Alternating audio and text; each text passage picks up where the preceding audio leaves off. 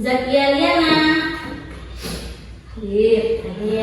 Siti Nuraziza. Hadir. Muhammad Irfan. Hadir. Afif. Hadir. Oke, masuk semua ya. Ya.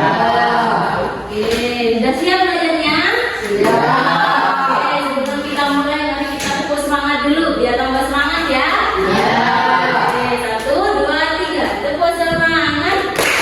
Semangat.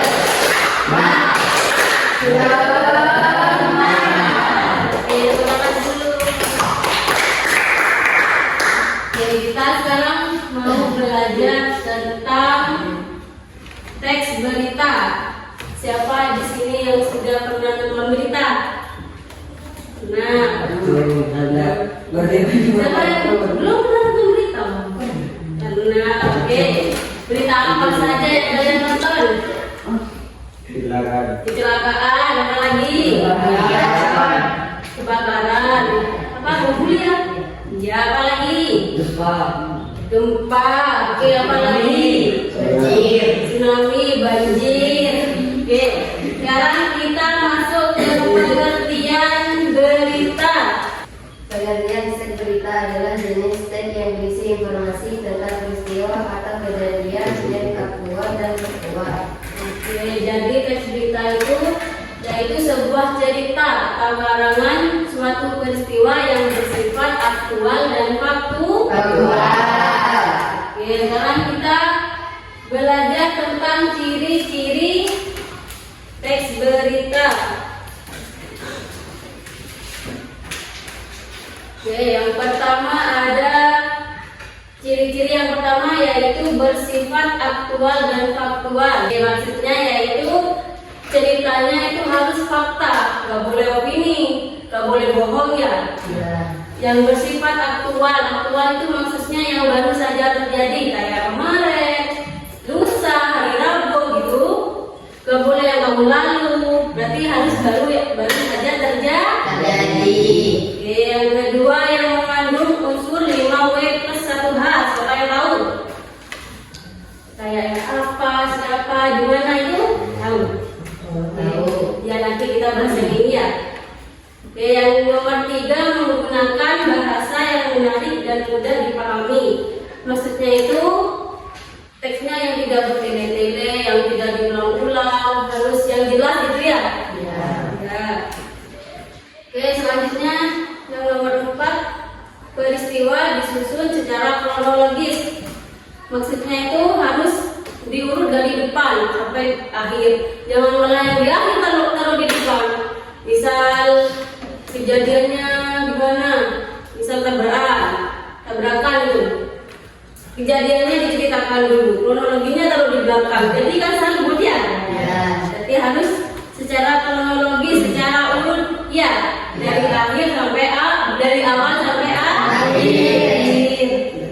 Oke, yang nomor 5 menggunakan kalimat yang singkat, padat dan jelas. Maksudnya itu yang barusan itu menggunakan kalimat yang tidak diulang-ulang, yang tidak bertele-tele, yang harus jelas ya. Ya.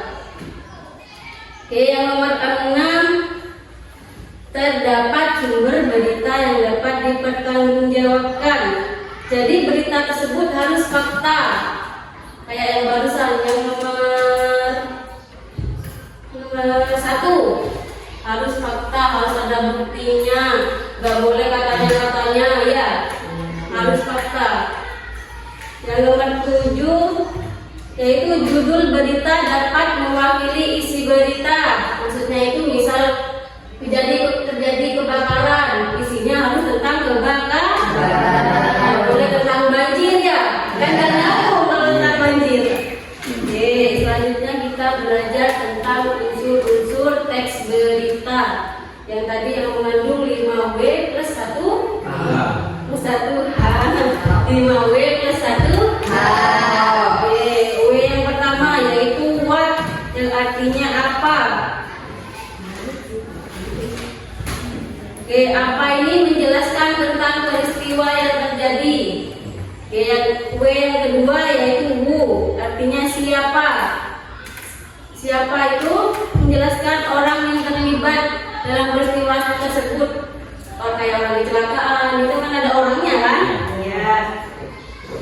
Terusnya W yang ketiga yaitu kapan. Kapan ini menjelaskan kapan terjadinya peristiwa tersebut. Bisa hari Kamis, hari Jumat. Oke, yang selanjutnya yaitu W yang keempat yaitu where yang artinya di mana. Di mana peristiwa itu terjadi, misal di kawan, di jauhan gitu ya. W yang kelima yaitu why yang artinya mengapa. Mengapa peristiwa itu terjadi? Apa karena ada batu, apa ada karena lubang gitu ya. Yang terakhir yaitu who yang artinya bagaimana. Bagaimana peristiwa itu terjadi? Seperti yang tadi itu yang mengapa ya, penyebabnya ya. Berita itu diperlukan dalam cerita. Ada yang bisa? Ya Bu. Oke, itu apa? Unsur berita diperlukan supaya cerita lebih jelas. Oke, ya agar cerita lebih jelas. Apa ada yang menambahkan? Ya Bu. Oke, itu apa? Supaya cerita lebih jelas, cerita juga dapat lebih dipahami. Oke, Peter. Jadi semuanya sudah paham ya? Ya. Kesimpulan pada pagi hari ini yaitu kalian bisa dapat memahami tentang ciri-ciri berita, tentang unsur-unsur berita yang barusan itu yang 5W plus 1. Sebelum kita tutup, semoga pembelajaran hari ini bisa bermanfaat untuk kita.